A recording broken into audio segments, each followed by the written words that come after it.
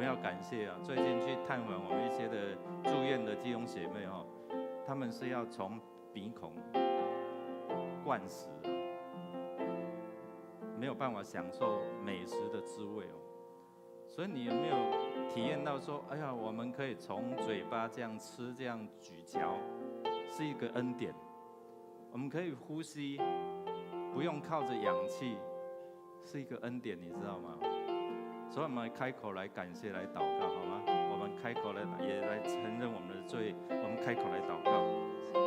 哈利路亚，主，我们赞美你，我们敬拜你。哈利路亚，因为你是我们主，你是我们神，因此是生命气息，你是让我们可以自由来饮食，自由来享受呼吸。主啊，当我们在病痛的时候，我们就能够察觉主你的恩典是何等的大，何等的宽广。望你们，你来祝我们，你的宝血来洗净我们一切的罪，除去我们当中一切的引诱，帮助我们能够去饶恕伤害我们的人。望你们来祝福。亲爱的阿爸天父，谢谢你，每一天我们要赞美你，我们要感谢你。一早起来，我们能够自由来呼吸，我们要感谢赞美你。一早起来，我们可以喝水，我们要感谢赞美你。一早起来，我们可以吃早餐，我们要感谢赞美你。主啊，我们要凡事谢恩，因为你的恩典实在是何其广大，让我们口唱心和来赞美你的恩典。也求主你的圣灵帮助我们查验有什么拦阻我们跟神之间这样的一个领受恩典的障碍没有？如靠你的帮助，你的宝血来洗净我们一切的罪过跟不义，帮助我们可以坦然无惧来到你施恩的宝座面前，大大张口，你必大大充满。谢谢主垂听我们的祷告，靠耶稣基督得胜的名求，阿门。弟兄姐妹请坐。我们要为这个国家城市来祝来祷告。我们一起来读上帝的话，来，从日出之地到日落之处，耶和华的名是应当赞美的。耶和华超乎万民之上，他的荣耀高过诸天。我们要为我们国家掌权的，为整个百姓来祝福，为这块土地来祝福。我们看前一阵子台湾人流行什么？迎妈祖，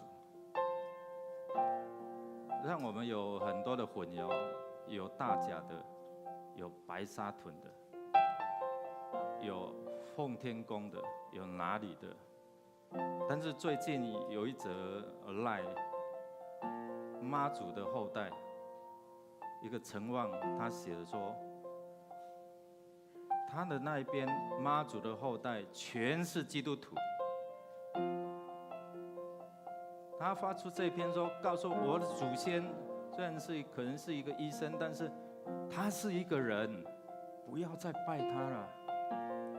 弟兄姐妹，我们要为了我们的执政掌权的哦，特别要选总统，你看每一个人就要去迎一下，要摸一下，他们不知道权柄是从上帝来的。所以我们要为我们的总统，为这些要选总统的，因为他影响到我们国家的未来。我们要为这块土地，为这个城市来祷告。不管是哪一党执政，他们要行公义、好怜悯、存谦卑的心，与上帝同行。所以，当我们为他们祝福的时候，我们才能够平安度日。如果他们妄作非为，我们就会水深火热。我们开口来祷告，我们开口来为这块土地、为执政的、为将来要参选，不管是哪一位要成为我们新的总统，我们为他祝福，让他认识耶稣的救恩，让他依靠耶稣的权柄。我们开口来祷告。哈利路亚，主，我们赞美你。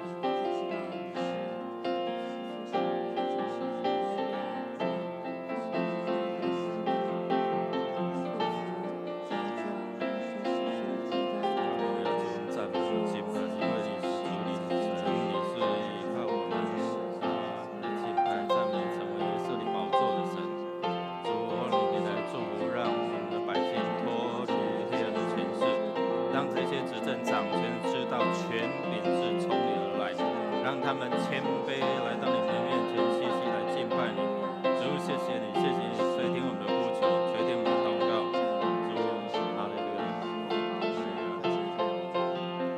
谢主，我们奉你名来祝福这块土地、这个国家、这地的百姓，执政掌权的主，让他们认识你，你权柄是从你而来，救恩是从你而来，只有你的真理能够叫这地的百姓能够得自由。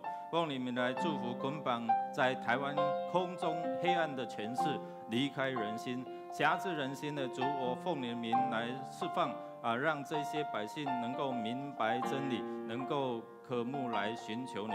主，我奉你的名来祝福，让我们百姓，让我们执政掌权的知道你是神，你是唯一的主，你是权柄，万有都降服在你的权柄之下。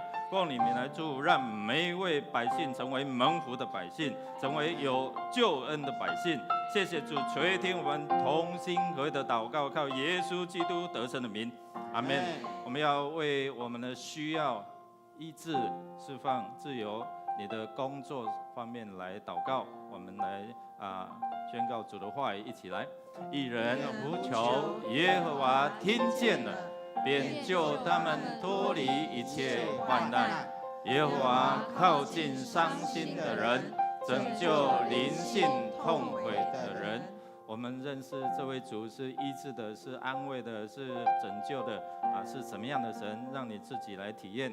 我们当中如果在各方面身心灵，你的婚姻、工作、你的产业你的事业，还有学业、人际关系，你希望在这几方面得着祝福的你可以站立起来，我们同工可以为你来祝福、来祷告。每一次当你站立起来，当你奉主的名来宣告的时候，主奇妙的大能就在你当中所以当你身体有病痛，你需要被祝福、被祷告，你现在就可以站立起来。哈利路亚！主，我们感谢你，我们一起开口来祷告，我们开口来祷告主，我们奉你名来祝福，主，你的宝座设立，现在就设立在这里。主，你医治的大能就充满在我们当中，用你慈爱的手来护卫我们，用你慈爱的手来除去我们生命当中的重担，奉你名来开启一条又新又活的道路，奉你名来祝福让我们弟兄姐妹他们带着忧伤重担来到你的面前的，奉你名来祝福。当他们为亲人来祝福、来祷告的时候，主，我奉你名，求你来除去一切的重担，让他们亲近你的时候，他们就得平安，他们就得医治。谢谢主，谢谢主，奉你名来祝福。主啊，祝福弟兄姐妹，当他们带着劳苦重担来到你面前的时候，主，你说来，你们可以来，凡劳苦担重担可以到我这里来，我就使你们得安息。主，我们奉你名来祝福，为我们自己祈求，为我们亲人，在那黑暗权势的辖制捆绑当中，我们奉你名来命令这一些的黑暗权势松手离开。奉你名，你医治的大能来充满在弟兄姐妹的身心灵，他们的工作、他们的职场、他们的产业，奉你名来祝福，让他们认识你是愿意将一切好处赐给敬畏你的人的主。谢谢你垂听我们的祷告，靠耶稣基督得胜的名求 Amen。 我们要为主日来守望来祷告，我们来读上帝的话语。来，为耶和华在他的圣殿中，全地的人都当在他面前肃静静默。我们要一起站立一起站立。我们要为着主日的礼拜，特别今天在我们礼拜当中有圣礼典，在第二场的时候有5位弟兄姐妹初信者5位弟兄姐妹要洗礼，1位信仰告白，1位小儿洗。我们看到这1、2年，我们看到我们年长者有70、80岁，在医院有92岁的就这样受洗了过去觉得不可能，但是现在我们在神没有什么难成的事所以我们要奉主名，要为着这样受洗的弟兄姐妹的信心来祷告。透过热宁的这个小组我们这1、2年有10几个来洗礼透过松大的这样的一个课程进入到教会，也透过小组的牧养，透过你们的带导跟关怀，让这些不明白真理的可以明白真理，没有得救的可以得到这样的救恩，好不好？我们开口同声来祷告，为了第8区为了区长、小组长为了6月2号我们有福音主日，会嘉谦叫黄嘉谦姐妹会回到我们当中来诗歌分享见证我们为他们来祷告，我们开口来祷告。主，我们赞美你，敬拜你。主，你是我们神，你是我们主，你是保守我们心怀意念的主。主，你是我们经历到你恩典起来的主。主，你是叫我们身心灵得自由的主。主，每一次来祷告的时候，让我们遇见你；每一次来祷告的时候，你医治的大能就充满。主啊，我们好像入切慕溪水一样，切慕你的同在，在你的殿中，主啊，你的恩典慈爱就临到我们。主啊，你的圣灵就光照我们。谢谢耶稣，谢谢耶稣。主，我们奉你名一起来宣告，一起来聚集，一起来祷告。主啊，当我们在你的圣殿呼求、同心祷告的时候，你就充满在我们当中，你就与我们同在，因为你是以马内利的主，就是与我们同在的主。就你的恩典慈爱，你的医治大能就充满在我们当中，与我们同在。谢谢主，当我们同心合意的祷告的时候，就看见那不可能的要成为可能。谢谢主垂听我们的祷告，靠耶稣基督得胜的名求，阿门。哈利路亚！神的荣耀已经降临在这里，让我们一起迎接这位伟大的神，一起来敬拜他，一起来拍手。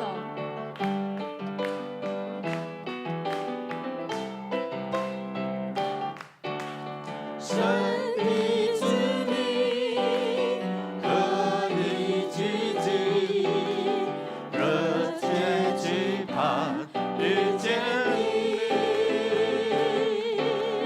天要敞开，神的道传遍，因为我们渴慕寻求你，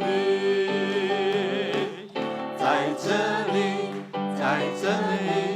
耶稣，你现在在这里，我相信，我相信，喜乐的江河在这里，荣耀彰显奇妙神迹将显明，天上国度降临在这里。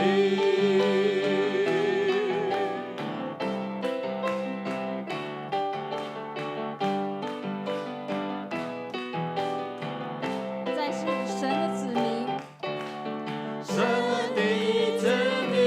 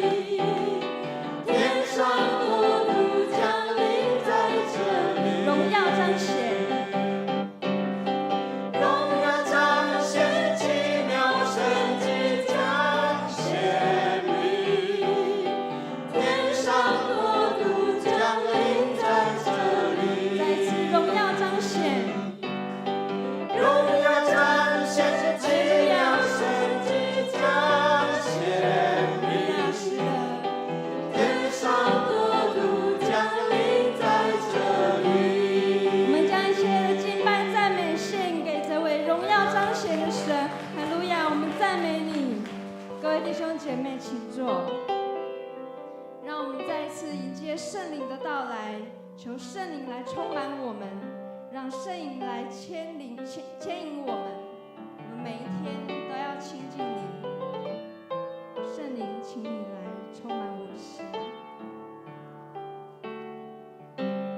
圣灵，请你来充满我心，我需要你恩膏充满我灵。圣灵啊，我好爱你，我的灵让你牵引，而每一天我要更深爱你。圣灵，请你来。圣灵，请你来充满我心，我需要你恩膏充满我灵。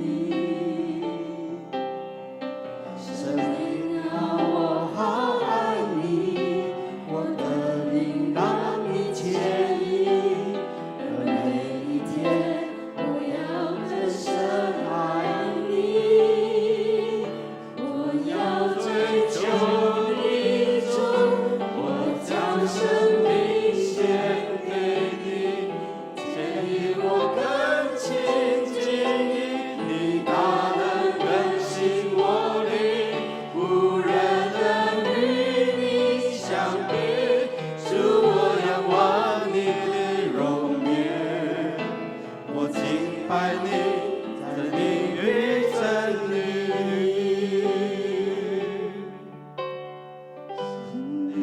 请你来充满我心，我需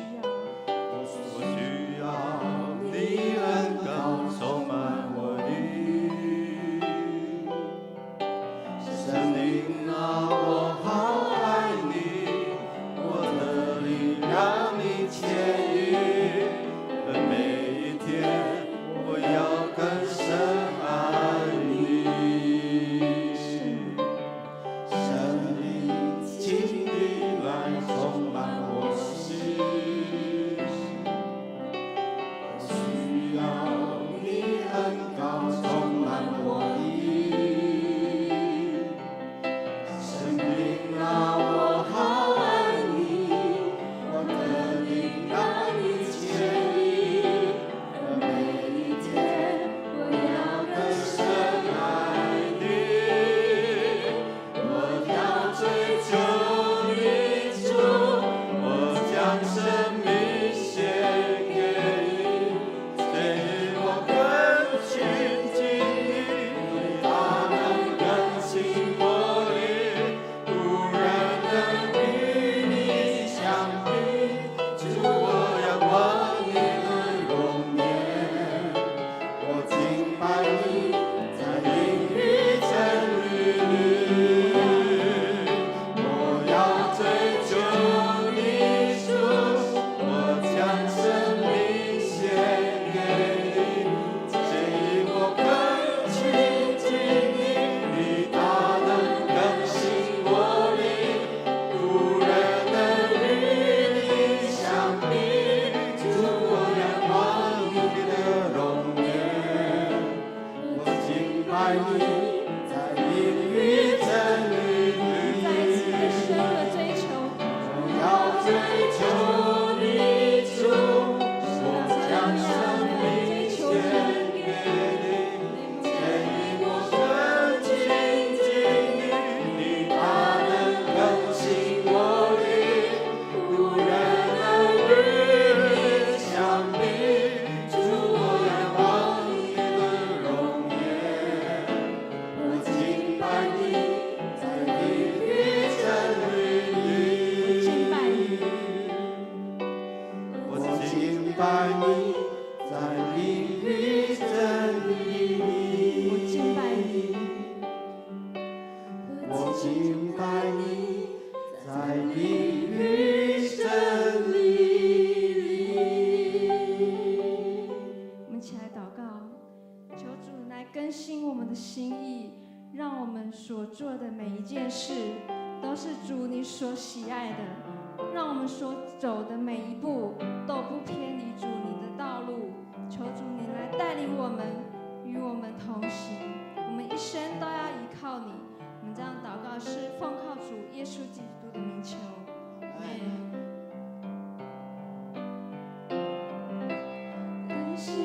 心意，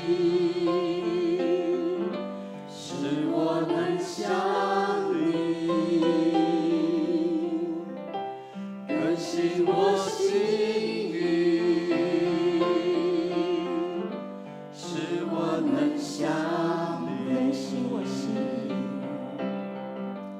更新我心意，使我能像你，更新我心意，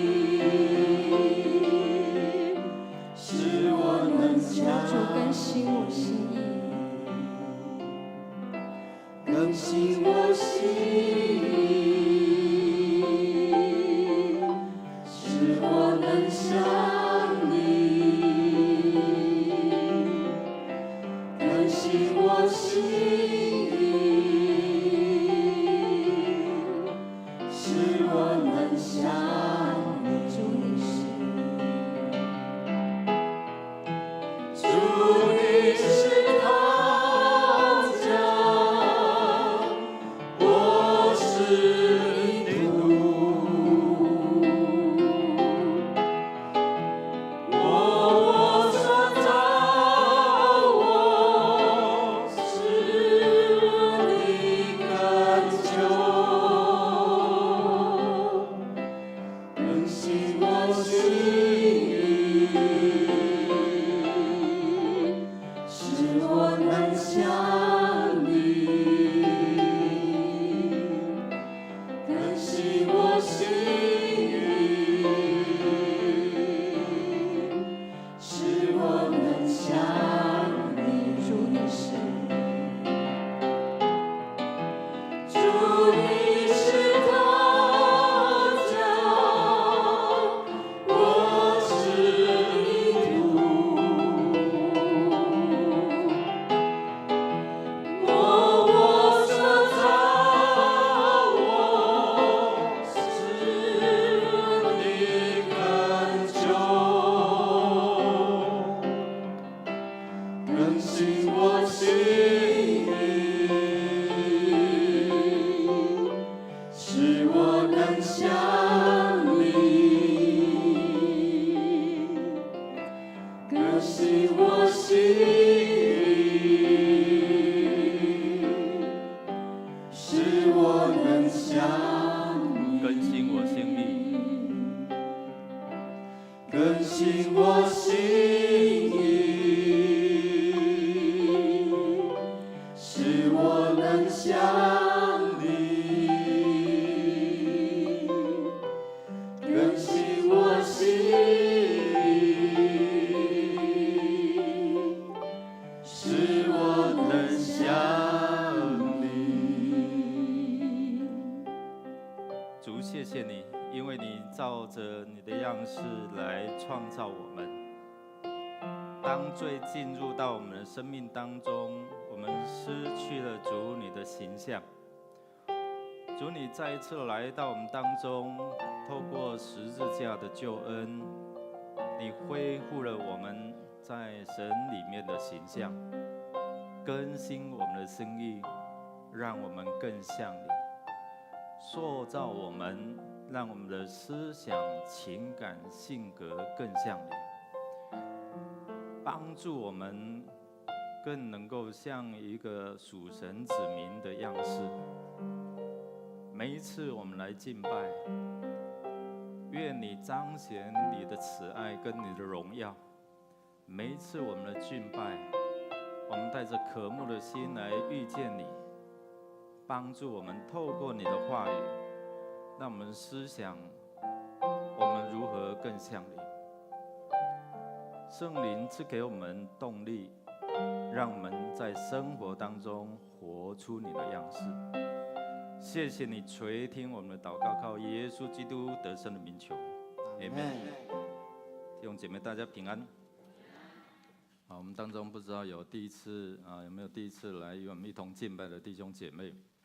有吗？好，如果没有，我们一起要来看周报的消息。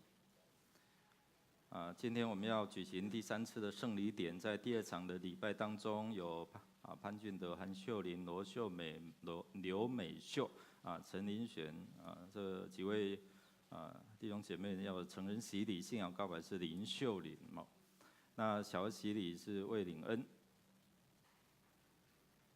我们在第3组的月香姐妹就曼双干事的外婆在4月18就地震那一天牧师到长庚为她洗礼她也很顺利的开刀很快的出院我们也欢迎她那在4月21号经过3天我们也在这个礼拜天的下午到民生医院这个詹医师詹执事的爸爸詹生进弟兄有在4月21号来洗礼，在人看是真的是可能没有什么盼望在圣保禄急救的时候已经休克了但是在人不能，在神凡事都能。牧师为他洗礼，问他的时候，第2次有应答不是只有点头而已感谢主。我们要欢迎他们进入到这个大家庭，而他的太太就是罗秀美罗秀美姐妹，今天就詹医师的妈妈，今天在第2场当中也要洗礼我们感谢主。我们也欢迎罗银顺弟兄的急又转回我们的本会我们来欢迎他，有没有在我们当中？没有好另外，如果我们有参加土耳其，就是已经报名有10几位了那我们可以开始可以交这个定金定金2万块，可以用刷卡的其他就是把握名额啦，因为我们只剩下10几个名额。我们传道部在6月2号。主日的第2场的崇拜当中，会邀请黄家千姐妹回来分享见证，欢迎大家邀请我们的亲朋好友，就是特别是慕道友一同来参与一同来领受上帝奇妙的这样的一个见证。那下主日我们本会要庆祝母亲节，当日我们就是出席的才有出席的母亲节的一份礼物我们要送给做妈妈的。我们的2019阿嘎北儿童品格营，爱带来生命的转机，要从7、8号到14号举行那在5月31号前报名享有早鸟价优惠价是800元鼓励我们的这个子女来参与我们的名额只有100名很抢手了现在都该排队在报名了所以我们赶快来报名。那我们德福社区关怀据点在5月10号5月10号就是这个礼拜五这个礼拜五我们有苗栗一日游，已经报名的弟兄姐妹已经满额了已经满了两台车已经满了那我们就这个关怀活动不是纯粹玩，而是透过这样的活动可以跟他们建立关系让他们能够透过这样的关系进入到教会当日的6点半在教会集合7点准时开车请注意一下，如果有报名的弟兄姐妹那其他我们的肢体消息我们忠义长老娘就婉伦姐妹，她在5月11号有在台省举行毕业钢琴独奏会我们可以前往参加。如果你要上山你可以到忠义长老的那个14组的第5号忠义长老的名牌信箱那边有邀请卡因为到芝山岩那个要上山的时候，它会有管制，礼拜6有管制，除非你有邀请卡，你才可以上山不然要走路上去这样，吧？所以要记得哈，如果想去参加为他祝福的啊，可以拿这个通行证哈，就是他的邀请卡成为我们的通行证。好，我们来为还没有5月生日的哈，我们弟兄姐妹请起立，我们要为你唱生日快乐歌来祝福啊！5月的有没有啊？5月的请站立起来啊！祝你生日快乐，祝你生日快乐，祝你生日快乐 ，Happy birthday。Happy birthday to you， 我们拍手来祝福哦。我们一起来祷告，一起来祝福他们，让他们身心灵健壮，灵魂体兴盛，凡事亨通顺利。谢谢耶稣，因为生命从你而来。每一次我们庆祝生日的时候，我们就想到妈妈的辛苦；每一次我们庆祝生日的时候，我们就想到主你的恩典是何等广大。让我们可以从小一直到长大，满有你的恩典。你慈爱的双手一直在带领我们，虽然有逆境顺境，但是你都与我们同在，因为你是以马内利的主，是与我们同在的神。谢谢主，每当我们生日的时候，我们开口赞美你，感谢你，也透过我们的生命能够成为有影响力的生命。透过我们生命成为一个祝福的管道，奉你们来祝福这些弟兄姐妹，凡他们所做亨通顺利，让他们身心灵凡事兴盛。谢谢主垂听我们的祷告，靠耶稣基督得胜的名求 ，Amen。感谢主，请坐。我们要看一段的经文啊，一段的影片。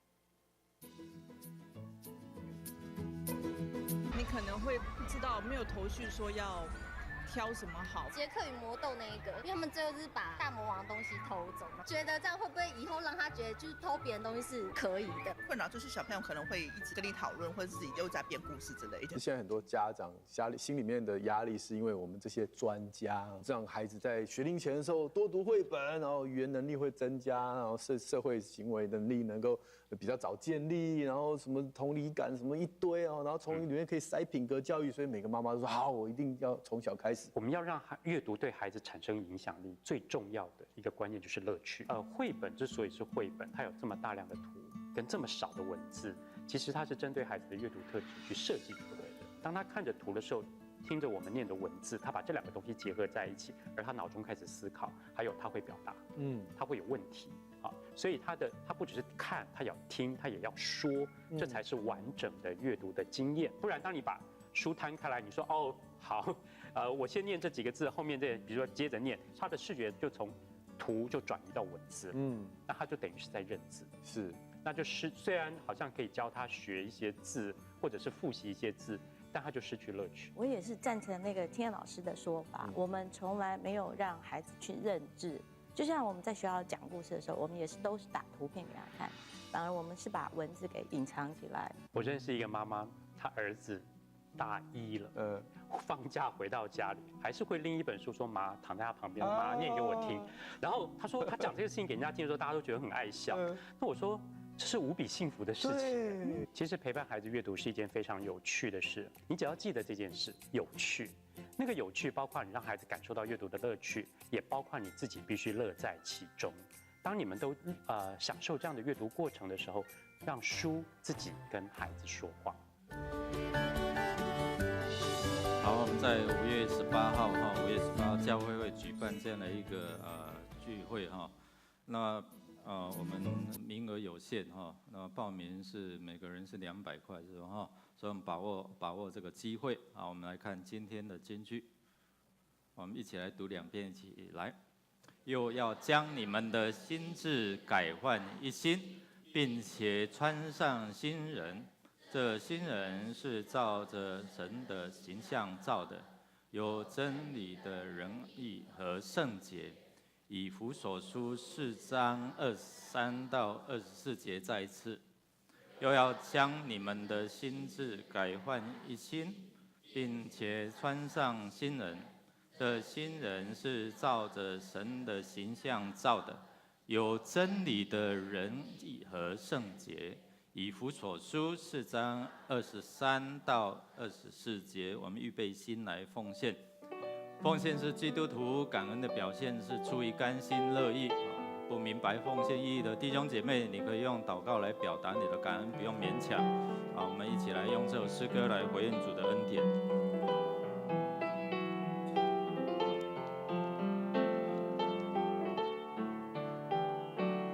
献上感恩的心，归给至神全能神，应得赐下独生子，主耶稣基督，献上感恩的心。归给至神全能神，应当赐下独生子，主耶稣基督，一起站立。如今，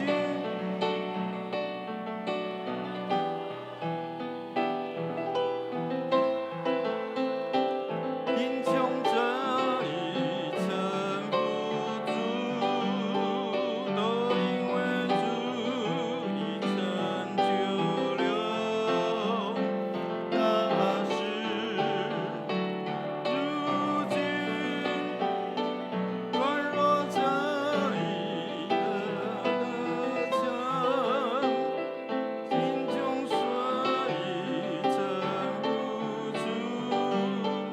都因为主已成就了大事，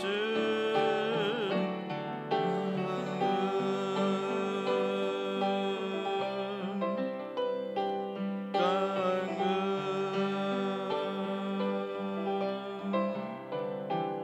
感恩。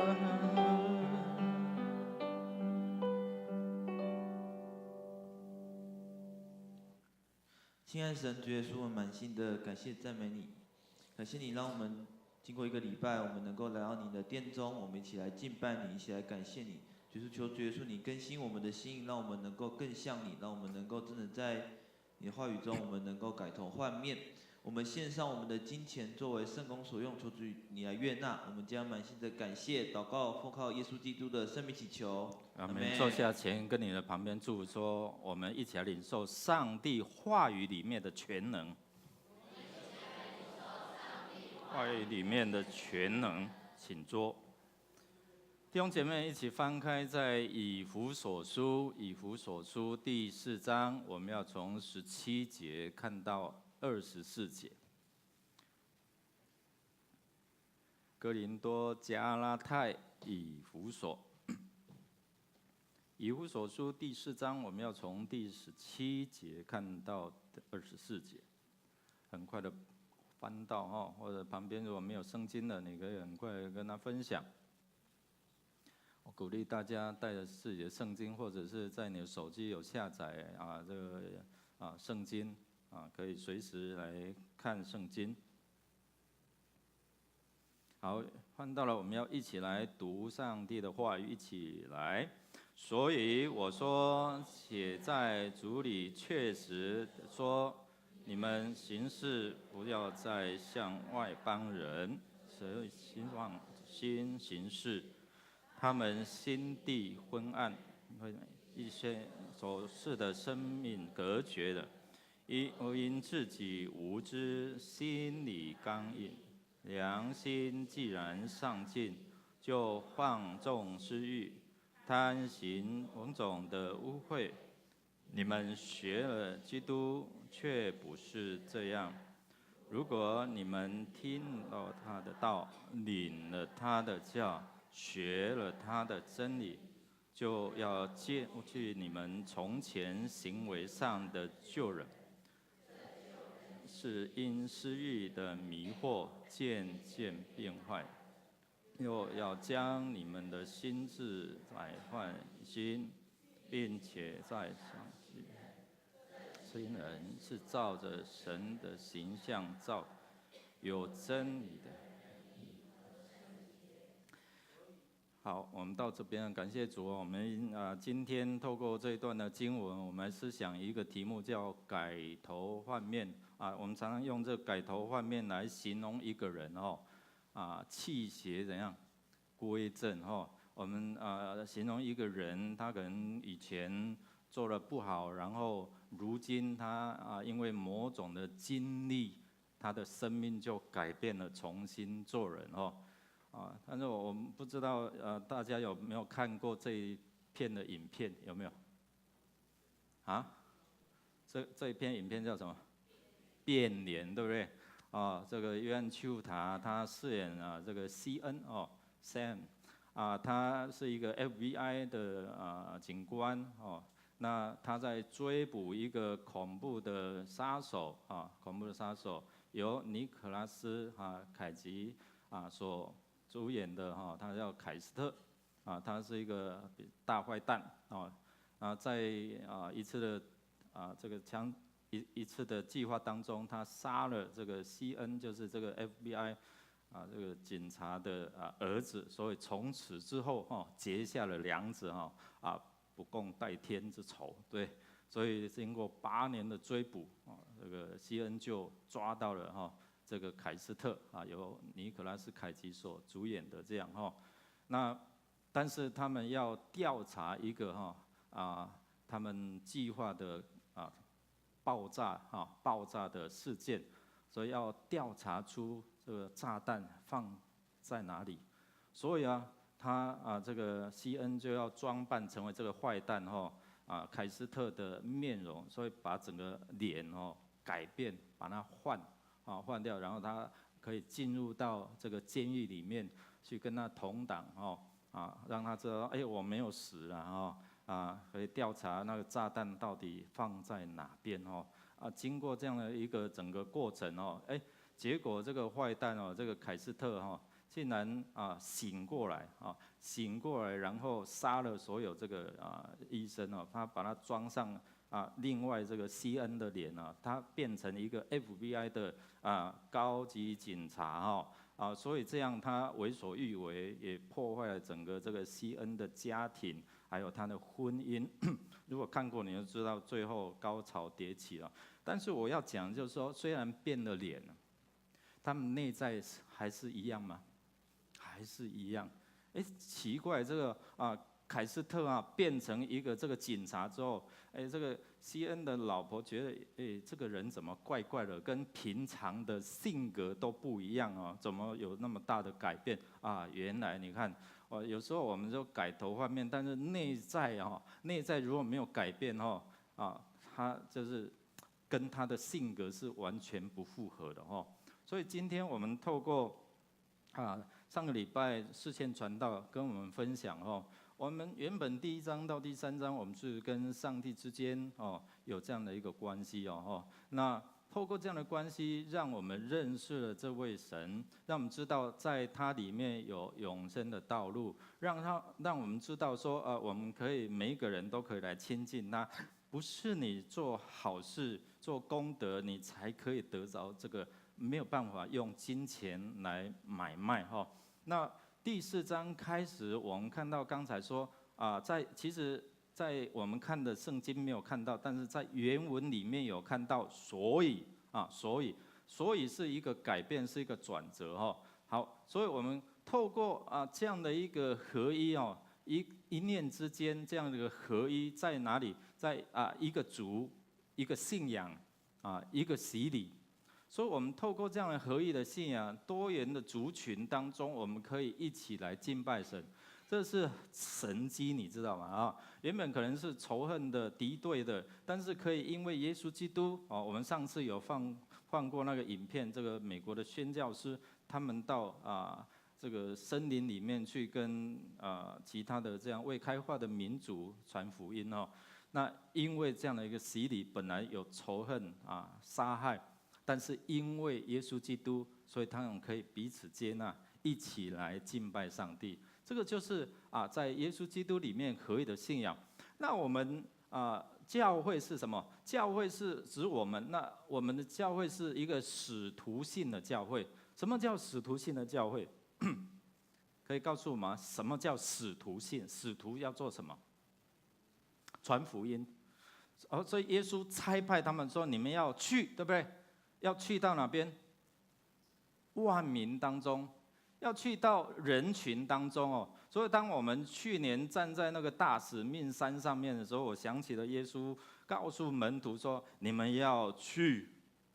往下看就是提比利亚海岸。”往下看就是这些城市，所以耶稣告诉他们说：“你们要去到他们当中，进到人群，而不是到山上修行躲起来。”所以这个信仰是一个使徒性，是被差派了哦。使徒性叫被差派进入到人群当中，说带领人来认识这样的一个真理。所以今天我们透过这样的一个信仰，我们不同的族群、不同的语言不同的种族，你看我们当中也有从印尼来的，对不对？瓦蒂，没有，还有我们从中国来，从其他地方来的，我们可以在这边一同敬拜上帝，这是一个恩典，你知道吗？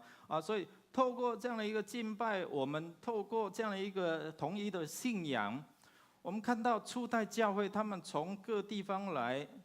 本来听不懂彼此的语言，但是因为圣灵的同在充满，他们怎么在讲我们的话？他们在讲耶稣基督，他们在讲什么？然后悔改，然后那一天就有3000人，后来有5000人，好多人就信主。所以圣经告诉我们说，天天将得救的人加在他们当中嘛。为什么？他们得众民的喜爱。为什么他们的生活当中，他们活出这样的一个基督的样式？所以彼此有这样的关怀。所以呢，这些外邦人这些没有信主的人，他们一看，不错嘞参加这个小组不错嘞有彼此的关怀，彼此的帮助那些孤儿寡妇然后他们在生活当中出了问题，就透过教会卖田产。说我们最近在看什么？灵修在看哪一卷书？《使徒行传》呢？奇怪，有看吗？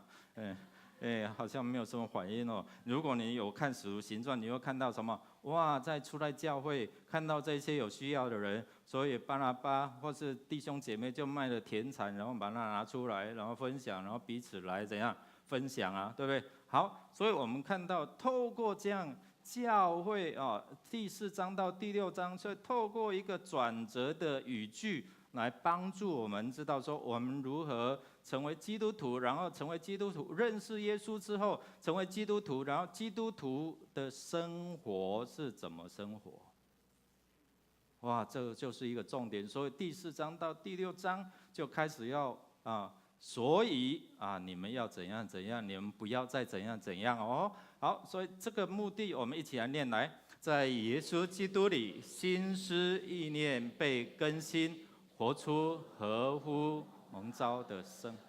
所以第4章第1节保罗劝我们说什么？所以你们要怎样活出来，是跟你们所蒙的召要怎样相称相配合，就是你有这样的一个身份，就是你有这样的一个原本这样的一个脸，但是你的心思意念要怎样？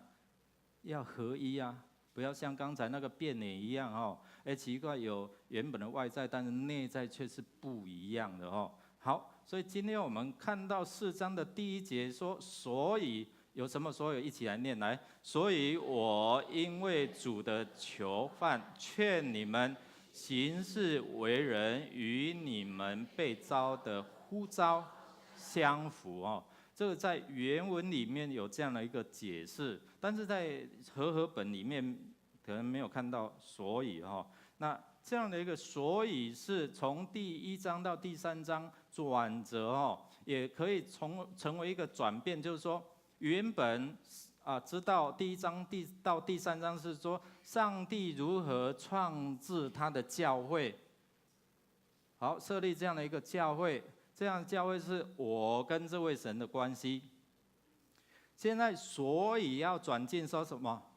把那个焦点放到在人的身上，你怎么样在耶稣基督这样的信仰里面活出像神他的思想、情感、意志这样的一个方式来，把你所领受从圣经领受，像耶稣基督，他谦卑自己，他愿意舍己，他愿意怎样？他愿意爱人，他愿意接纳人，他愿意饶恕人，这样的一个生命就转变进入到我们内在的生命当中。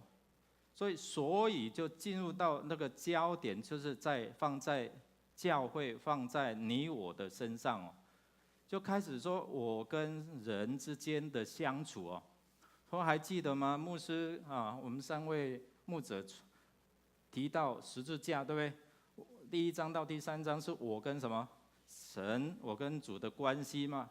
建立好，透过耶稣基督，我们跟这位天父上帝建立好关系。所以今天我们有洗礼牧师会问他们：你们有信上帝为你们天父，耶稣基督作为你们的救主，圣灵作为你们的什么保惠师圣灵来帮助我们想起耶稣的话然后呢领受耶稣的话，圣灵感动，然后口称耶稣是什么？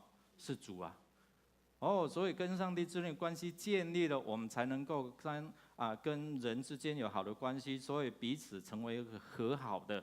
所以我们领受那个职分就是和好的职分，我们可以跟人之间虽然他对待我不好不好的对待，我还能够因为耶稣说主父赦免他们，因为他们不知道。我们可以因为主耶稣教导我们说，我们在天上父愿人都尊你为圣，然后中间说免我们债，如同我们可以怎样免了别人的债，是因为耶稣这样的生命、这样的教导，能够帮助你我有好的关系之后，我才能够跟别人建立好的关系，彼此有这样的接纳。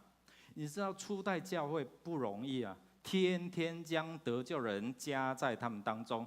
弟兄姐妹，如果上帝将得救的人天天加在我们当中，好不好？真的吗？人进来，不是豁出去。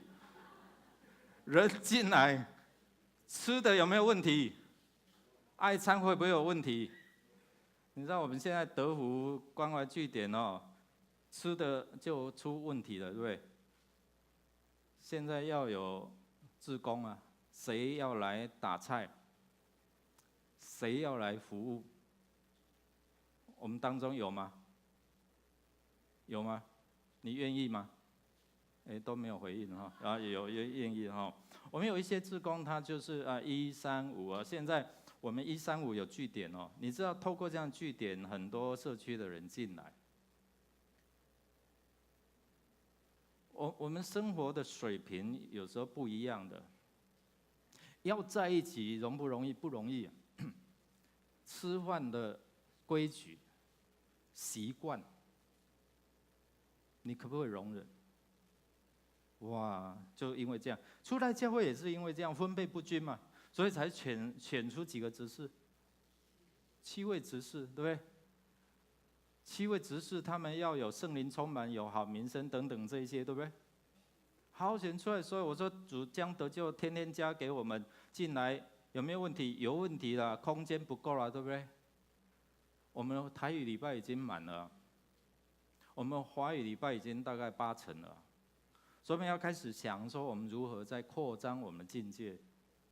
所以我们已经通过要购买一个比较大的，可以容纳几百人的，所以这个都会问题所以我们很喜爱说主将得救人天天加盖在我们当中，但是呢，要有规矩嘛，对不对？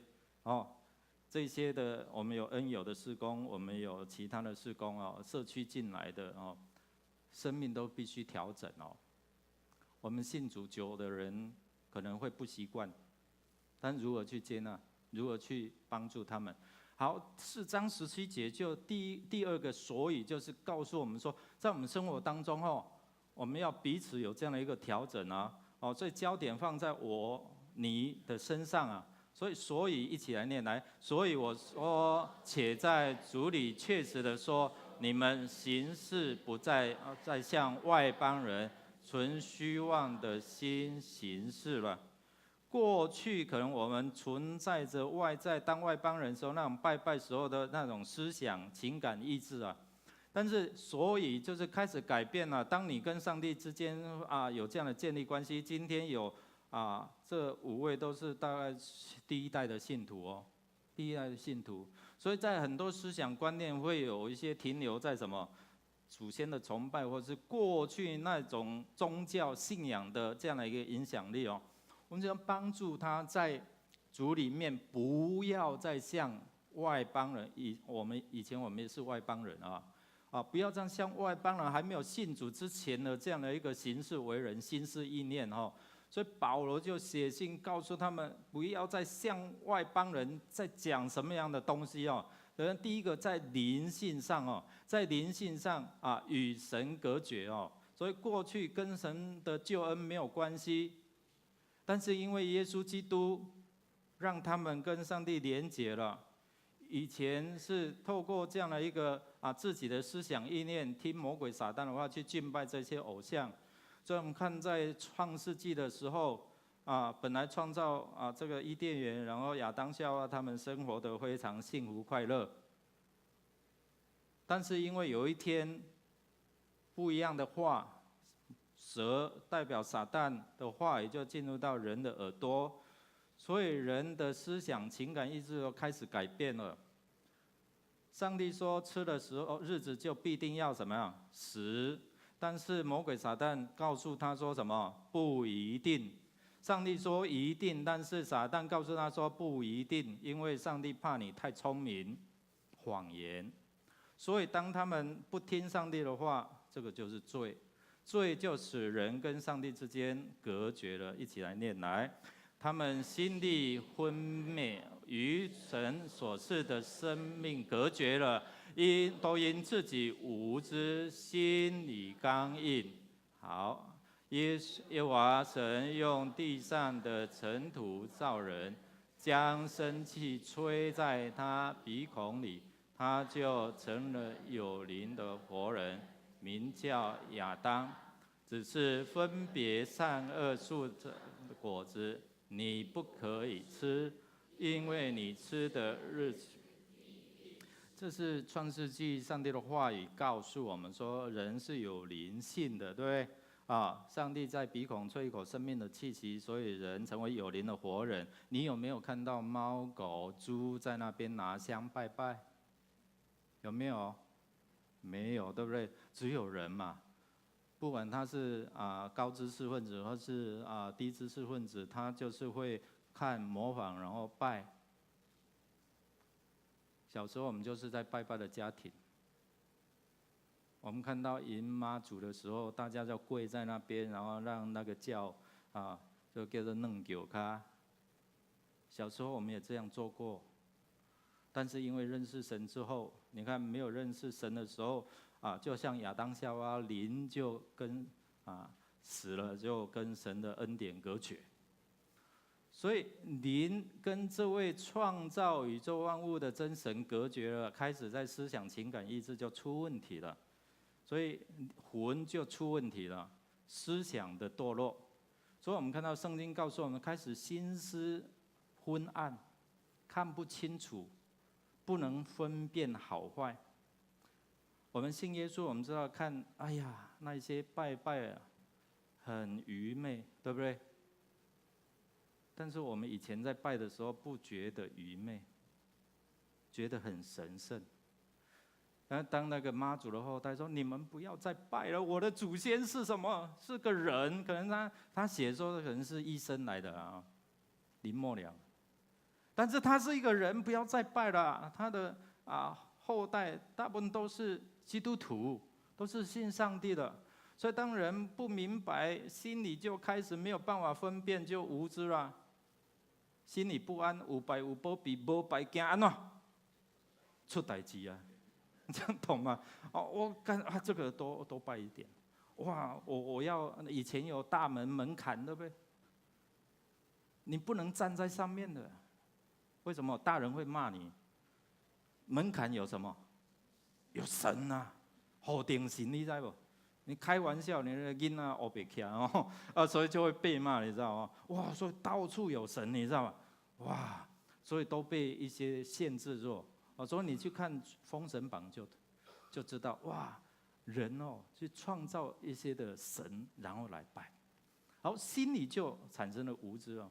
然后甚至你告诉他就好像曼双的外婆一样，他10几年前告诉他说，哇，天堂很好，信耶稣很好，但是他最后跟他回答说什么？很好，我知道，但是你自己去，因为他放不下几十年这样的一个信仰嘛，对不对？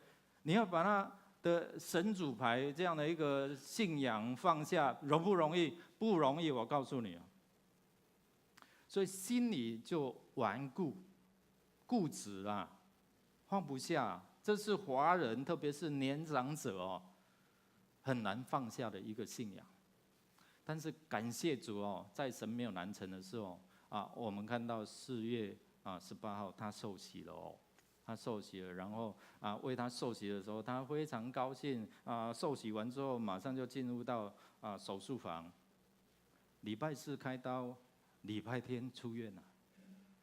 本来在担心我开玩笑说，在担心的时候，上帝又摇了一下，地震嘛，让他更坚信了真的是要把握住有限的生命，对不对？所以我们看心思昏暗，无法分辨这样的一个善恶分辨好坏的时候心里就无知，就赶快看什么可以倚靠就拿来倚靠了。我们一起来读这一段的经文：你的眼睛若昏花，全身就黑暗；你里头的光若黑暗，那黑暗是何等？遮盖了人，然后影响到人的这样的一个行为所以在宗教上就开始寻求平安，可以保佑我的弟兄姐妹。无知的心就昏暗了。上个礼拜跟一位姐妹但是她的境遇非常的坎坷，从中国嫁到夫家当中。她怀孕的时候，公公还逼她喝符水。孩子生病发烧到39度了，不让她看医生，就放在神桌上，都快黑了，快痉挛了，赶快是其他家人护卫，然后把他抢救，然后送医院所以你知道，人真的是很无助、很无知的时候，逼迫他，甚至到山里的庙。他在分享过程当中，真的是真的为他真的是心里很难过然后为他来到我们当中，感受到有家的温暖。所以我们在周遭，我们有没有去了解、关心，特别是我们的新住民，我们的这一些的姐妹来到我们当中我们更怎么样去祝福他们？所以当人心里昏暗无知，就有固执，你讲听不下去了。他的思想，这个应该送医生，但是不用，就喝符水。我妈妈以前就这样。信主，但嫁到爸爸那边，生病了，喝什么符水？这庙里的这一些人员就拿着，然后回去拉所以他在做见证，常常说我符水落单食要紧我。但是因为耶稣他生命改变了，这是他自己的生命故事弟兄姐妹说，我们真的不认识神的时候，在宗教上就怎样不认识，去敬拜这位真神，不将荣耀归给他这是亚迪米。如果我们去以弗所的时候，应该会有这样的一个神像看到这样以及，或者是说，当时我们看保罗在那边引起的一个骚动，对不对他使很多人信主了，人家就把这一些的神像、这些书籍，然后拿来烧掉就挡人财路嘛。所以就很多人就要迫害他因为你迫害我们的生意嘛所以人就开始去敬拜很多这些各样的受造物啊，还有这个亚瑟拉，还有呢，我是放比较保守的好吗？有一些庙会你知道吗？去了有电子花车、脱衣舞，对不对？哇，这个神明有这样的嗜好，你知道吗？其实，在初代的，在那个以前的这样的一个宗教里面，这些男人到庙里就是跟那个神女啊、庙姬就是为了说要有这样的一个敬拜，但是邪荡这样的一个淫乱的事，在古时候在很多的宗教上面，其实我们都可以看得到所以在宗教上就堕落然后一起来念来，将不能朽坏之神的荣耀变为偶像，仿佛必朽坏的人和飞禽走兽、昆虫。想一想，我们看很多印度人拜牛，对不对？还有拜什么？有没有拜狗？18王宫里面有吗？狗有对，有人拜猫，有人拜猪，对不对？牧师讲过嘛，那个比较特种行业的人，还有拜什么？好多不一样。所以我们看到人在宗教上心理无知，宗教上思想堕落，宗教上就堕落。然后接下来就是情感上的堕落第一个丧失良心了。什么叫丧失良心？就是原本上帝把他的公义、慈爱、良善放在我们心里面的但是因为这样的一个无知，丧失了良心，所以我们常常在骂这猪狗不如、禽兽不如，说你丧尽什么？天良，就天给你的良知了，良心你本来应该有爱的，本来要有这样的爱的，但是你的心没有光照了，所以就怎样受影响，没有慈爱了，没有爱了，所以道德就败坏了，放纵整个情欲。所以现在你看，孙子要跟阿嬷、阿公要钱，要不到就怎样杀了。没有亲情了，所以当丧尽这样的良心、良知的时候，就有这样的一个无知的行为丧尽天良的行为，放纵这样的一个情欲你知道这样做是不好的，但是他不怕上帝的审判，所以圣经告诉我们说，他就任凭任凭人，素哉你了，随便你了，这样的人。天不怕地不怕所以不怕神。所以今天我们透过这段经文说，我们受洗了，我们成为基督徒了，你要在圣灵里面怎样有这样的一个生命的改变第一个，听主的道。刚才我们说听主的道，领了主的教，然后学了他的真理，告诉我们什么？知。为什么要读圣经？要知道什么？你是有盼望的，你是有救恩的。好，所以你们若真听过他，要传你没有传，谁能够听？若没有传，没有人听得到这个福音。如果你没有告诉你的亲友，他听过福音吗？他知道这个福音吗？所以当我们接受耶稣基督的救恩的时候，听主的道。现在你们要听主的道，透过这个以弗所书，我们知道说我们如何跟人相处吗？1到3章我们知道跟神怎么样相处了建立关系了。现在4到6章开始，我们跟神之间的关系听过了，知道了，然后领了主的教，这个是什么？领主的教这个是信你有没有领受？领主的教，其实在原文里面就在它里面。就是你在耶稣基督里面，你领受这样的一个教导、这样的一个教训的时候，你有没有相信他是复活的主，他是生命的主，他是可以给你永生盼望的主？第三个是你学了这样的一个真理，要活要活出来。你学了，你要活出来，活用再这样，你要彼此相爱你们要彼此相爱在后面也有说什么彼此顺服。男人不要拿前面说妻子要顺服丈夫，不要只念这一段。上面说你们要彼此顺服，所以常常有时候我们要，我们男人弟兄悔改一下我们常常就拿一段，你看圣经告诉我你要怎样，妻子要顺服吗？这个顺服是你要看上面彼此如果你行得好，妻子自然会顺服；如果我们行得好，会顺服，彼此顺服。你要让人顺服，你要付出什么？这个就是活活出来所以夫妻之间的关系才会怎样融洽，才会有和睦，才会有相爱。所以在这边我们看到说，正如真理在耶稣基督里面真理叫我们得自由。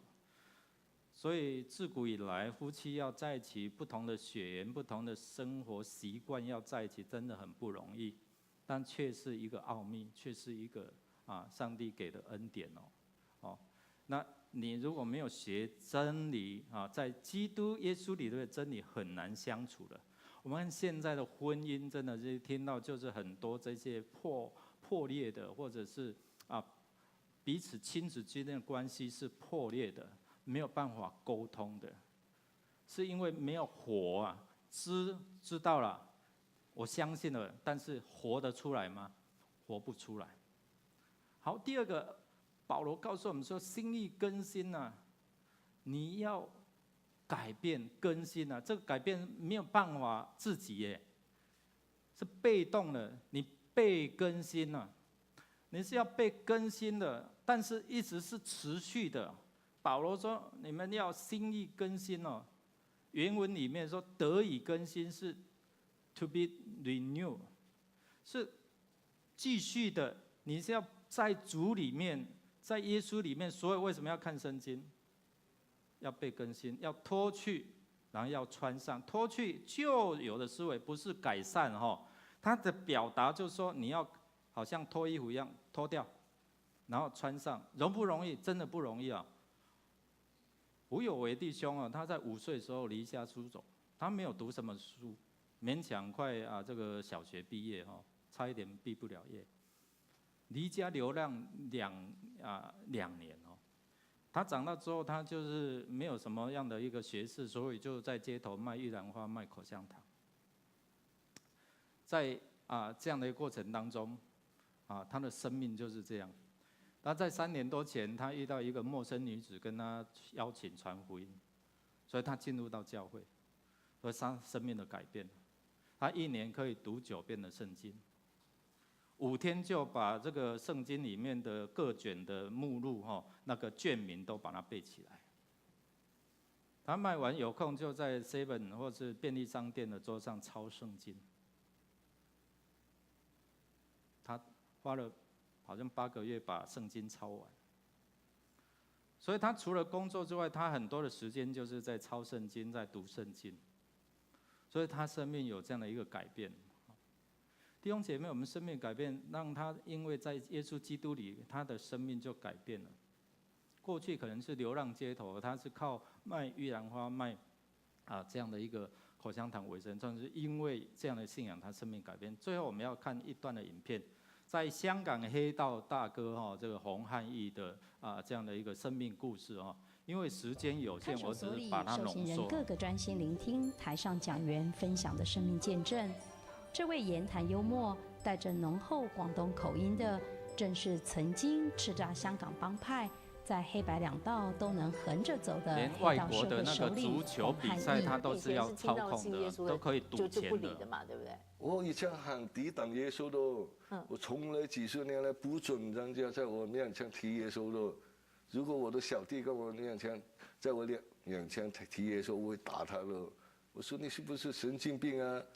我们学校里明天都不知道发生什么事，你还是像永生的事，你是不是有病啊？那你后来是怎么听到有关耶稣的事情？我坐牢的时候每个星期都要牧师看我向耶稣，我不准他来的，我马上用脏话骂他走了。我常常告诉我是耶稣敌人来的，不要跟他冲突。曾经在监所里待过10余年的洪汉义，总是对受刑人多了一份负担与怜悯。其实都和他年轻时因为贩毒，眼见无数人婚姻失和，家破人亡有关。由于深恶痛绝自己的所作所为，健康也亮起了红灯。但你后来看到那些吸毒的人，你害了很多人，因为他们去拿刀拿枪的去杀别人，要钱买毒。对对。你那个孩子的良心有出来吗？我开始很不开心了，我开始之后，我发觉就要马上结束毒品。然后常常抓那个车去派枪给他们，但是这是不相耐心的不安心，但是没有用的。刚开始后来我就不要看那个镜，以前是上应该看到自己的很恨自己，真的哦，常常要打自己，因为我害太多人了。然后后来是产生一个很严重的忧郁病。忧郁症，那个忧郁症的后来是完全睡不了觉的。我心理医生一看，哎呀，原来我很严重的忧郁病，他就开那个镇静剂、安眠药给我吃。但是我很有钱嘛，我知道是病，我就拼命看医生啊，看香港最好的医生，全都看完了，看了10年都看不好。但是有一个牧师真的是很厉害，他说：“Teddy哥，你可不可以跟我们去到一些教会啊？”我说可以，但是你们要答应我，你们全部要答应我，这是最后一次，你们不可以再打电话跟我说耶稣，我很头痛，我要7家公司，我很忙。如果你答应我，我就跟你们去到一次。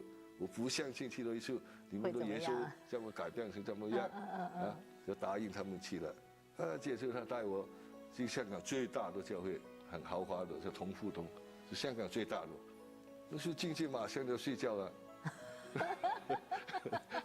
他们完全就叫我进那个魔术房。他说：“Teddy哥，你感觉怎么样啊？”我要很生气，指着他们说：“你们没有看到我进去都睡觉吗？我都说你们对耶稣没有我办法的，不可以再逼我的。这逼我真的不跟你们客气的，你们太离谱了。”然后他说：“啊，你不要生气，不会叫你了，这次真的不会了。但是你要怎么多公司管理，怎么多人要管理。”你改切不了的事情，你跟耶稣祷告。我送个信经给你，我的太太要做好人。他说：“我拿回去。”然后他就推我出门口。不要跟他们吵了。但是我太太不是信耶稣的，是她将那个信经拿回去，随手就放在床头。就是这个信经令我天翻地覆改变。我就跟执着信经跟我说：“耶稣，如果你真的是存在的，你医好我的病，给我睡觉。”我就相信你了。我说话还没有说完，我马上第一次睡觉了。我就觉得哇，结果耶稣比我拜的神更厉害，所以我就去找他们出来，跟他们说对不起。然后我说你们的耶稣太厉害，我跟你们去信你们的耶稣。看守所里受刑人各个专项。感谢主，我们我只是把它截。